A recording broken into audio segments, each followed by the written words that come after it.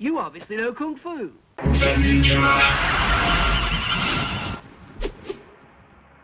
LATEEF, thank you so much for joining the Kung Fu Driving Podcast. Thank you, Jeff, man. Happy to be here. Thank you.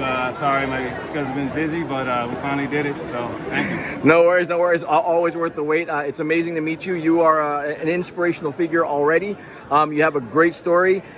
You've put Capoeira on the map for a lot of people, and we'll go through that. But really quickly, talk to me about how Capoeira has been such a part of your life. Capoeira, I mean, I've been seeing Capoeira since I can remember. I was born into it. In pretty much every facet of my life, I've used it. As far as, me even being here, at New York Comic Con, I can contribute everything to Capoeira. It's the one that got me here. It's not just like a martial art for me, it's my culture.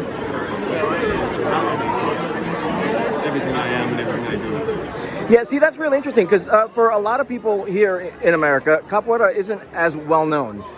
It took a movie, Only the Strong, to put it on the map. What do you think of that movie, by the way?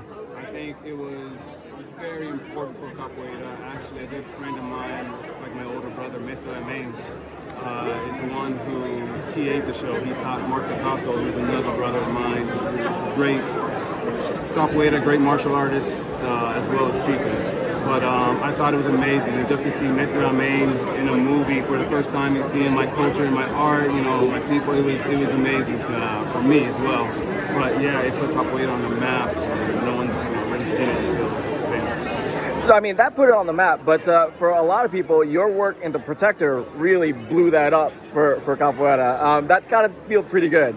Yeah, it feels good. When I'm doing it, like I said, I'm just being myself, and I'm just putting in what I feel I would do as a capoeirista in this fight scene, and just to see the reaction from the people and how much they liked it, and I was like, oh, this is cool, because all I was doing was being myself, and I wasn't really trying to, act like I'm no, just me and Tony being ourselves. Yeah, for anybody who doesn't know Capoeira, who isn't familiar with it, what are some of the basic tenets of the martial art? I know it was disguised as a dance historically, right? So what are some of the main concepts? Yeah, well, it comes from an African culture. Many of the capoeira was created by the African slaves in Brazil, and yes, their fighting techniques were banned because they would hurt each other, or they're also a threat to whoever owned them. So they had to disguise it with music and a dance, which is also part of the culture. It all comes in as part of one. It's not really like, it's introduced, the music introduced this way and this introduced. It's all kind of one. So you have to have the musical aspect, you have to have the cultural aspect, you have to have the physical, the combative aspect, you have to have it all. It's a beautiful martial art. Just the Ginga alone is so cool to look at. And when you're training that martial art, how often are you training nowadays? I mean, you've been doing it for such a long time now. Do you still train? I train whenever I can. Yeah. Whenever I'm in town, I train with Mr. Amain at Capoeira Batuque. It's in Culver City. That's usually where I go. He's a great friend of mine, like I said. Very great capoeirista. So yeah, I still train, but if I'm not, usually I'm on my own. I'm busy. I try to train on my own. Now, when you started doing the martial art, did you ever think that you would be able to parlay it into something in the entertainment field? No, the generation I came from, my parents, you're either going to be a doctor, lawyer, business, all we knew. And so going into the film industry was very foreign to us. I just knew where I wanted to be in Capoeira. I didn't know where else was going to take me. By doing that, it's been taking me everywhere. So Capoeira has given a lot to me, but now I Absolutely, yeah, absolutely. So, if in the interest of furthering the presence of Capoeira in entertainment, what do you have plans on doing something with it? Do you want to see Capoeira presented in a different way, in a larger way? Yeah, one thing that's missing Lateef is the baddest man in Hollywood. I don't want it ever to get misunderstood. Don't mess with him. So that's Brendan Wayne, by the way, also from The Mandalorian. Ryan Watson was on the show prior. He talked about the contributions of you two in bringing The Mandalorian to life. So congratulations on the success of the show. Right here, man. Yeah, We family. yeah, we are. I learned a lot from this brother, man. It's fine. It's my big brother. So yeah, go ahead, continue. Okay, sorry, we were talking about The presence of capoeira, yeah. yeah, the presence of capoeira. Yeah, you know, there's the one thing like I said is missing mostly about from capoeira is what a lot of people don't see. They see all the beautiful movements and it as a combative art, but they don't really know the culture of it, Yeah. the history of it, Absolutely, yeah. the philosophy of it. You know? So maybe, you know, doing a film like that, just doing some writing and, you know, trying to maybe get with some people to create a film that expresses a culture. So it's Afro-Brazilians or just as capoeiristas and the many different eras it went through, you know. Is that an exclusive here? Did you just say that you're going to put something? It's in my mind. Cool. The depictions of capoeira that have been on screen now, there have been a few, not a lot, but are there any other than Only the Strong that stand out to you as a faithful depiction of capoeira on screen for you? Oh gosh. Of course, like I said, I'm a fan of Mr. Lane. I like him. You know, what he did, like a kickboxer and things like that. But there's a lot of good guys out there. What's funny about capoeira now is because, you know, it's been exposed, you know, by the films I did, films, you know, Marco Costco did in the past. There's a new art form called tricking. Yeah. And you know, a lot of the movements and expressions from tricking come directly from capoeira. These Oh, okay. You know, the same names and everything. So, you know, sorry, what was the question? No. The depictions of capoeira on screen that you think are faithful. Well, yeah. A lot of guys are doing a lot of capoeira movies on screen. Like, wow, that's, you know, but it's not real capoeira. There's been a few other films, I can't think of them right now. But yeah, I really liked, like I said, Miss Lame, Yeah. the day, kickboxer. Speaking of tricking, you were with Zero Gravity Stunts for a while, yeah? Yeah, I was with Zero Gravity, yeah, back in the day. Yeah, so Ken Kitagua was on the show a while ago too. Who? Ken Kitagua. Oh yeah, that's my brother. Yeah. What's up, Ken? So again, one of those things where the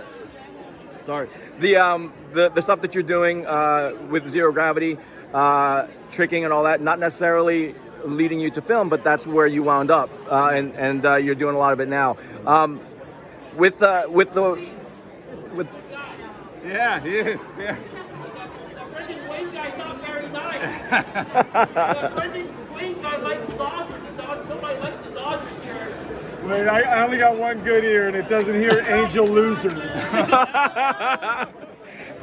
Two of the best players in baseball, and you can't even make the playoffs. But everybody likes Mike Trout and Ohtani. Nobody likes the Dodgers. Go Yankees! Everybody likes the loser. Brendan Wayne getting into it with the fans here at New York Comic Con. That's my brother all day right there. With the depiction of martial arts on screen now, it's come a long way from the kung fu days of the 70s and 80s. You're way too young for that. So yeah, but you know, we one of the things we used to like to do with me and my brothers in the 80s was watch some of the old kung fu's back in the day where they just had the video store, VHS, and you go rent like 5 of them. And we were big fans of a lot of those Hong Kong movies. So yeah, we watched them for sure. Yeah, so it actually inspired. You know, it's still inspirational, and even patterning my fight choreography, it's still based on that fast style. Absolutely, yeah. You know, Hong Kong. So.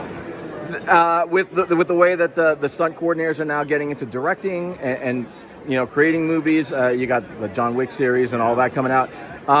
What do you think is the next evolution of martial arts in cinema? Is there more that can be done with the art form to make the entertainment that much more impactful and dynamic? Well, I think now, you know, since everyone's so connected, I mean, just like capoeira, to them, it's been around for 500 years for me, you know, but to everyone else, it's very new, you know what I mean? I think just the introduction of all these different cultures and different martial arts, like you said, we had maybe 2 or 3 back in the 70s, 80s, we had Kung Fu, karate, and maybe judo or something like that. You know, I think just the exposure to all these different martial arts and everyone kind of creating and mixing and, you know, I I think we'll definitely see something new. Cool. All right, so speaking of stuff that's new, what do you have new coming up that you can talk about? And maybe hints on stuff that you can't talk about. Oh gosh, I've been in that Mandalorian helmet for 4 seasons now in a row, and that's pretty much 4 years in a row, so I've been pretty busy with that. I actually just had a chance to do a Spy Kids movie with Robert Rodriguez. Awesome. So, awesome. Yeah, you can see me in that. It's a little capoeira, not a lot. Yeah. It's going to be that. And yeah, man, I'm just kind of, spreading my wings right now, and while I have some time.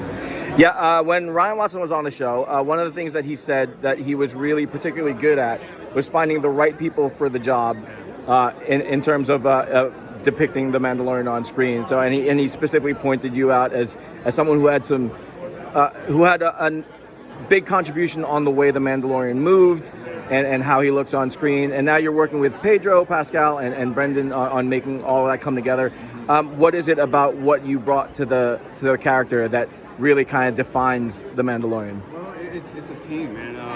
Like in the first season, it was me and Brendan sitting down with Filoni and Jon Favreau and trying to figure out how we're going to develop this character, how he's going to move. And sometimes you do screen tests, moving around, like, oh, that's, that doesn't feel right, But it's a process, man. It's not just me and everything, but I have to blend from when he's doing his acting. I have to blend into his acting, my action. Right. It was a process. It took a little while, but we are all very dedicated to the job. We're all fans, and we kind of just did it together. But as a Mandalorian, he's kind of very stoic. You know what I mean? Yeah. But as I see him, he's a warrior. He's like he's a total warrior-minded. He goes in head first, you know what I mean? And plus he has armor, so he's very confident, you know what I mean? Yeah. But he's a tank, you know what I mean? He's confident outside the armor. When you put on an armor, you feel it. You look like a tank, so you kind of choreograph the movements according to, how you feel in the suit and what you look like. And then, when we did the screen test, they're like, yeah, we like that. You're the Mandalorian. Father was like, yeah, that's awesome. That's cool. Best of luck then with the next seasons of The Mandalorian. Hopefully it goes on for a long time. You guys are fantastic. And best of luck with representing Capoeira on screen.